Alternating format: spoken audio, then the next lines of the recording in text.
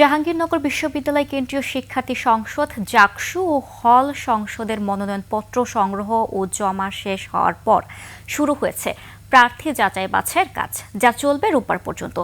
ছুটির দিন হওয়ায় সকাল থেকে কিছুটা ধিমে তালে চলে যাচাই বাছাইয়ের কাজ, তবে কাল থেকে পুরোদমে কাজ চলবে বলে জানিয়েছে সংশ্লিষ্টরা। বিশ্বের সর্বাধুনিক প্রযুক্তিতে প্রস্তুতকৃত Arik silver wash detergent powder 500 গ্রাম মাত্র 70 টাকা। রিমার্ক। এদিকে সংগ্রহ ও জমা শেষে রাজনৈতিক সংগঠনগুলো ক্যাম্পাস ও হলে প্রার্থী চূড়ান্ত করতে একাধিক বৈঠক করছে। ইতোমধ্যে সমন্বিত শিক্ষার্থী জোট নামে ইসলামী ছাত্র শিবির প্রকাশ করেছে প্যানেল।